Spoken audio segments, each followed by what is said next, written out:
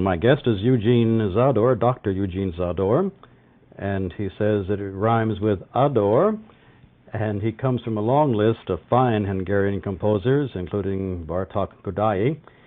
He's been a resident of Los Angeles since 1940, and he's well known here not only as a brilliant composer but arranger. And this coming week, he celebrates his 80th birthday, which is quite an achievement in itself. And we're sitting in the comfortable surroundings of the Zádor home in the Wilshire area of Los Angeles, not far from our KFAC studios.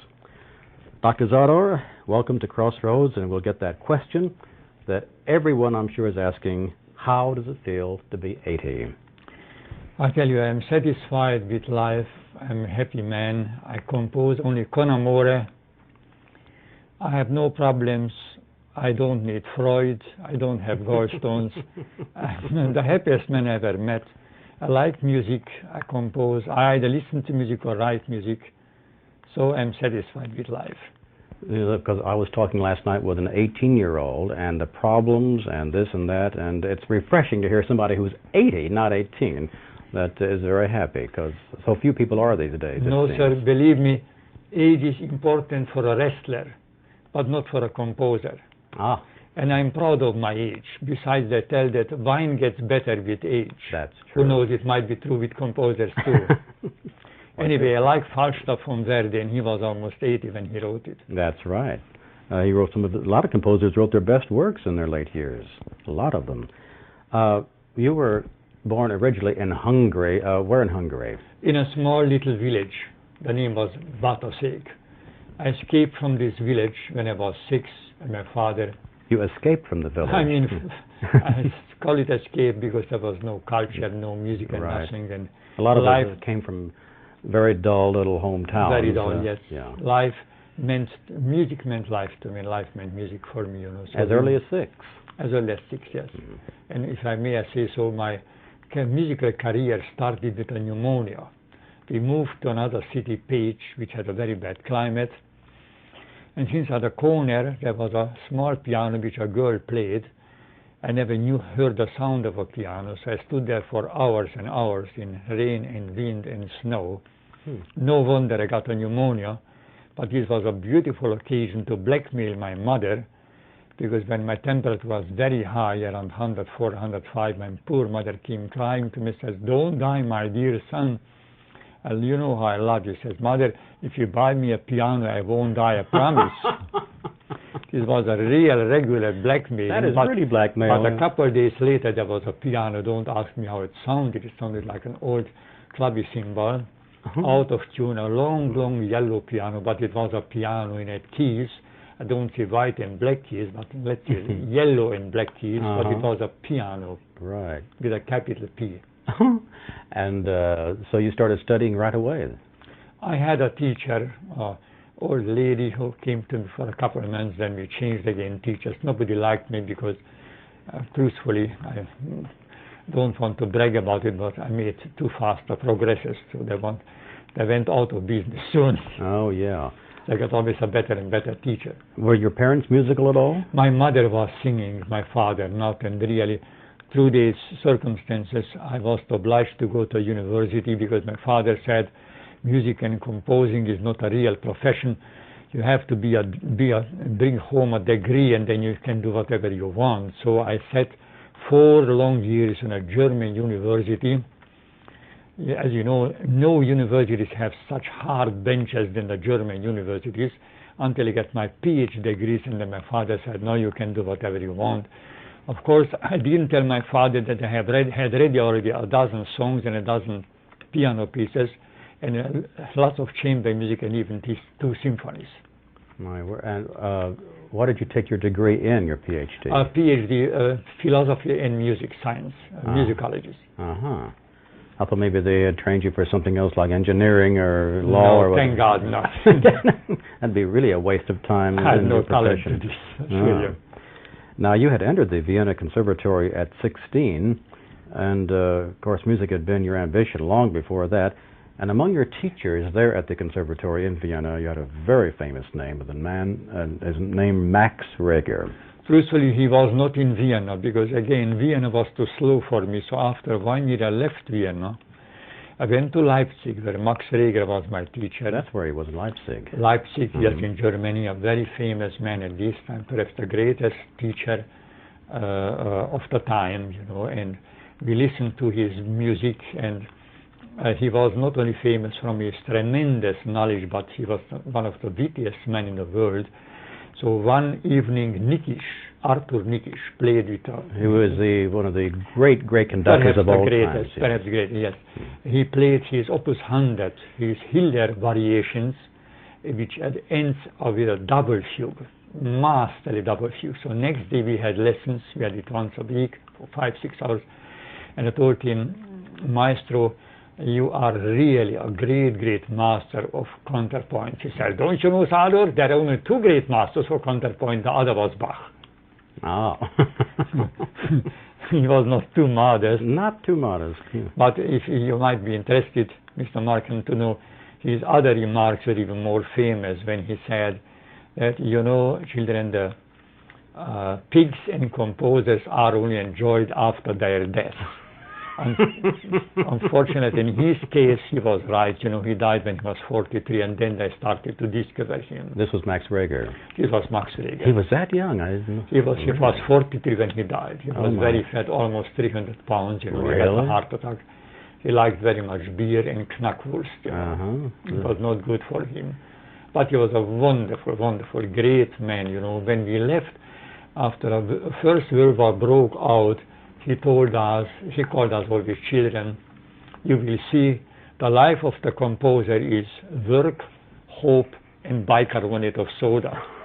But he was really right, you know. I think that goes for radio announcers too. I suppose, you know, bicarbonate of soda is good for ulcers, you know. You wrote a little piece called Children's Symphony, which is quite delightful, and it's played quite often on our AM side. And when did you write that one? I wrote this when my first child, Leslie, was born, about 25 years ago. And I wrote it really for me. And just when I was finishing, a conductor came to me, said, what are you doing? Says, oh, nothing, it's only a pencil, something for my children. No, let me see, I want to see it. Said, no, I don't want it. So we fought until he grabbed the score and went to the other room and studied it. And suddenly here downstairs I have another piano there playing the symphony. And then he came up and said, the piece is on the program next October 26. So he put it on the program. His name was Weisskopf. He died. Herbert Weisskopf. When did he die? Because he died a couple of years ago. Was director in Portland. You know, I was wondering because he was a teacher of mine at the LA Conservatory back in the 40s, and I hadn't heard of him for several years, and I wondered. Oh, I'm sorry to hear that. He was opera director in Portland. Poor man, he died on a heart attack. I'm sorry to hear that. A very sweet man.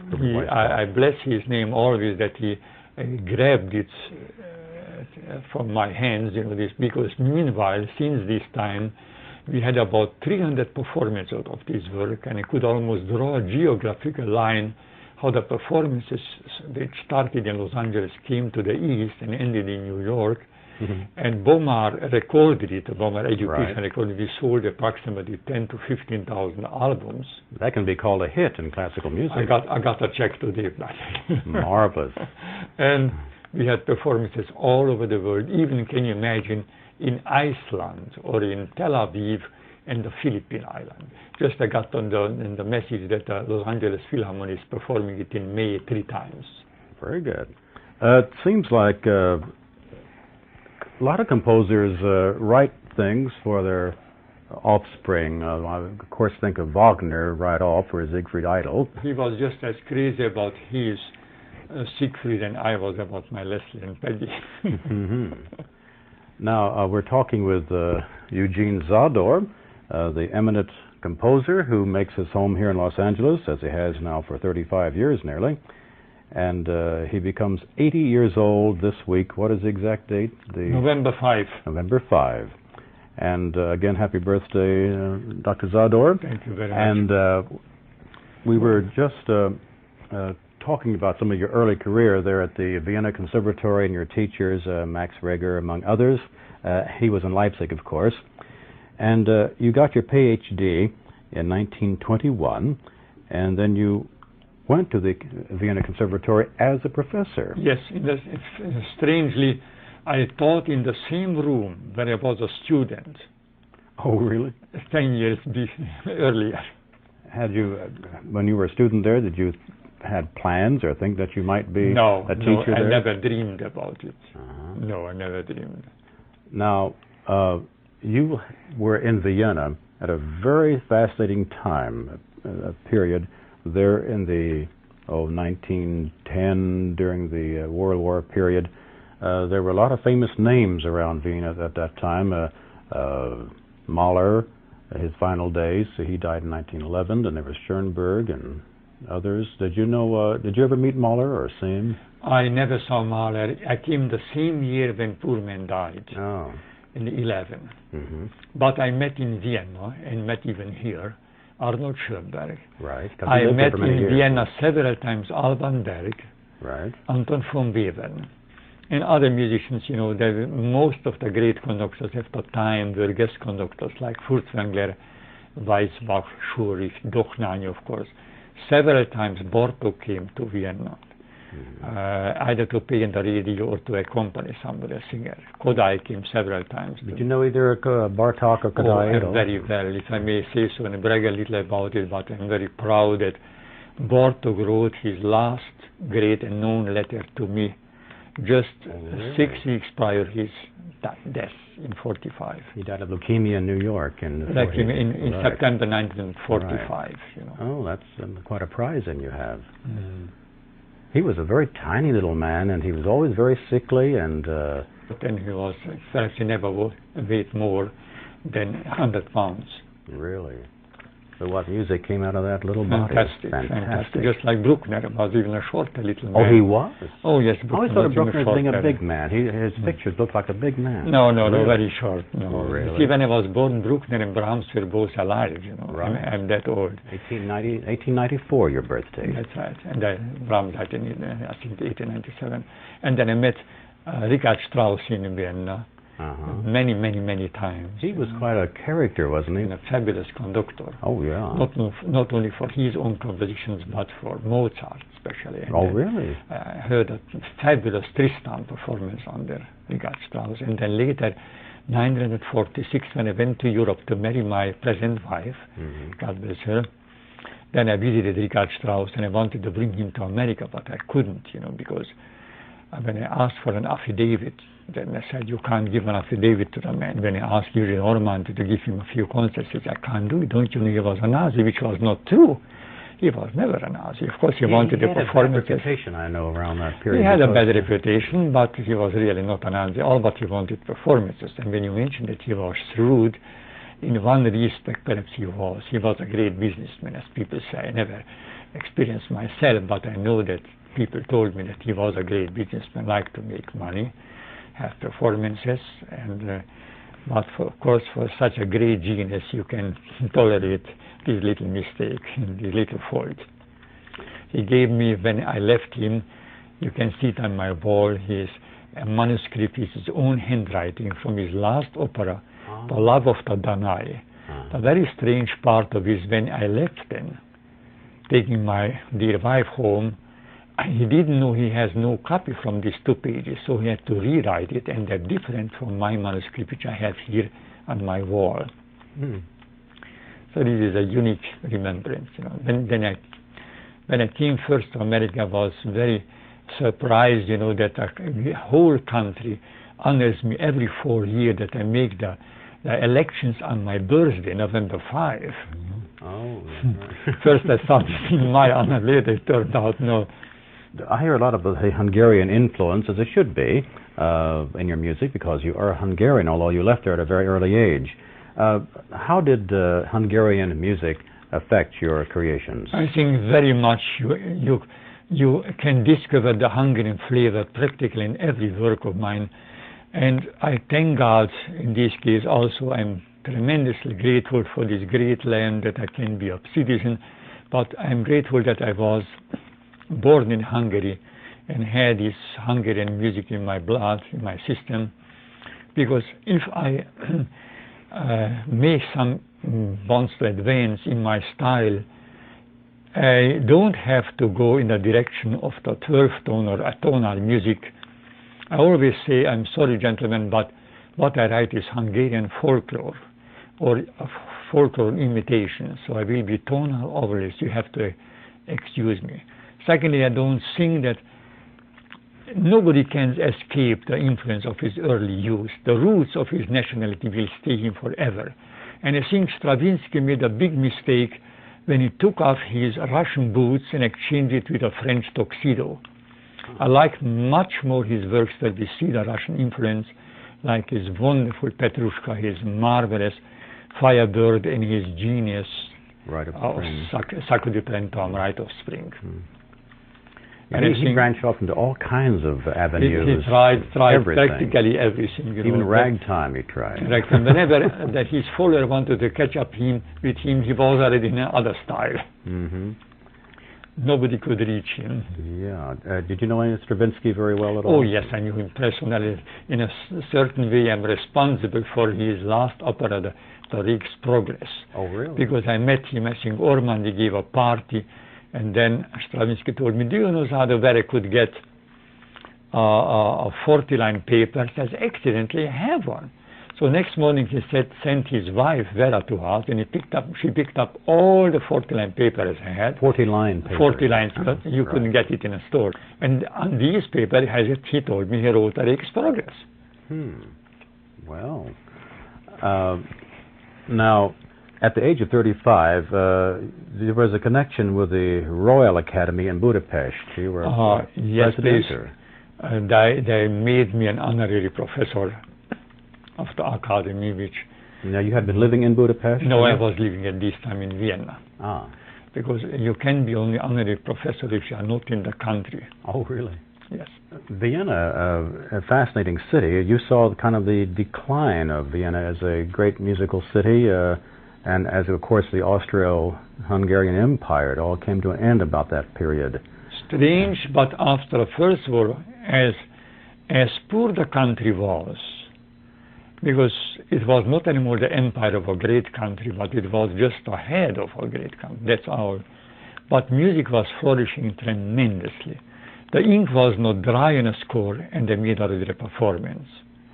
And so it was in Germany too. These young musical directors like Krips and Rosenstock, they all wanted... From the golden age, from the during golden the 20s, age, yeah. Yes, the golden age, there was Kurt Weill in Germany, Right. Hindemith started at this time, Right. Werner Eck started at this time, Karl Orff started at this time, and it was all very inspiring. One was a great, and something else was in Vienna, that practically all composers from Germany and France visited the town. Either they had performances or they had other reasons. So I met not only the great composers living in Vienna at this time, like Richard Strauss, of course, and Franz Schmidt, and this, but Ravel came there. It was a wonderful experience to be a whole evening.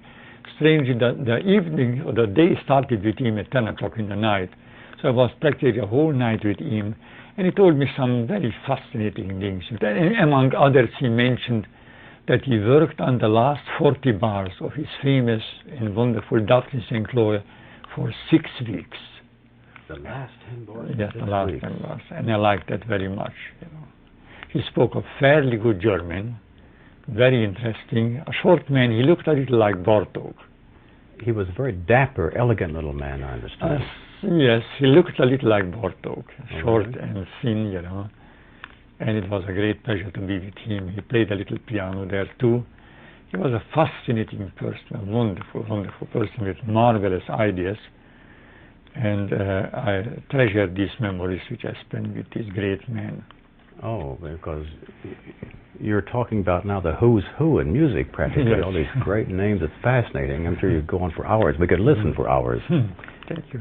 Now, in 1939, you came here to the United States. Was it the war influence, or what brought My you? mother wanted me to be far away from Hungary, and since I got an invitation... Was there difficulties in Hungary? I know there was... No, we didn't have any difficulties yet, but I lost 2 brothers in the First World War, and mother had perhaps a sixth sense of...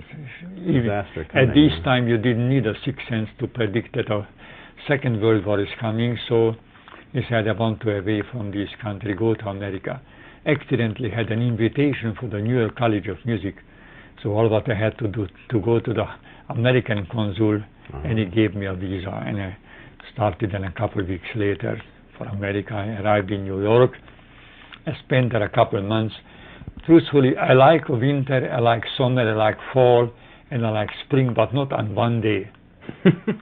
And this was the climate in Vienna, so I had the alternative either to go to Florida or to come to California. And all my friends advised me, go to California. Who knows? You might have the luck to get into the studios, and you don't have to teach 8 hours a day, but you have to work in the studios only 2 or 3 hours a day. And the money was much better, too, in the studios. I'm afraid so. Much better. Anyway, I came here, and 3 days later I was at NGM, and I did first year composing, and then all the later years I did only orchestration. Truthfully, I didn't like even this very much. I like to go home and write on my own compositions. But, you know, for the groceries, you need some income too. Right. And the fact that I didn't have to teach at a university in North Carolina or someplace 8 hours a day was worthwhile. And we have the best climate. You who live here all your life, you don't know how good this climate is. I can appreciate it after Vienna. Right, and after I came from Missouri in the Right. Midwest and all, I can appreciate this climate too. There are so many of us that came here. God bless America and God bless California. Right. It has its faults, but when you've lived other places in the world, there's still better than anywhere in the world. That's true. Now, we've been talking about working with other people's music, and of course you're very famous as an arranger here, and you did some arranging of composers outside of studios, of course. One brought to mind is Franz Liszt. Yes. Another fellow Hungarian. Yeah. And so for a recording which is done by Capitol, you've done the Liszt Hungarian Rhapsody, number 14, right? We want to get now into a very fascinating work of yours, which we'll round out our program with, your studies for orchestra. Now, that came about when? I wrote it in 1970. And it was recorded last year and released by Orion Records. Right. You have a lot of recordings out on Orion. Yes, about 6 or 7. It's the most convenient for me. Yeah, it's a local label. Local right. label, that's right. And they're doing quite a bit now. Sometimes we say Orion, which is correct, and other times in the industry especially we say Orion. Because Orion sounds like an Irish name sometimes, like a Pat O'Ryan or something. What about your studies for orchestra? What was the thought behind it, or what was your purpose in writing it? Or just I wanted to show the orchestra in different colors and different styles. Would you call it maybe your concerto for orchestra? Something like that. You know, sometimes as a great compliment, I compare it with Bartok's Concerto for Orchestra. It takes about the same time to perform too. And I had an excellent performance in Detroit, the Detroit Orchestra, and the conductor there recorded it with a Pfalz Orchestra in Germany. Paul Freeman. Paul Freeman. Who's a black conductor. He's a black conductor in Detroit now. Right, and he's been doing some fine recording work, I know, for Columbia. Right. And this is a very fascinating work. And so let's hear it now. Eugene Zádor's Studies for Orchestra.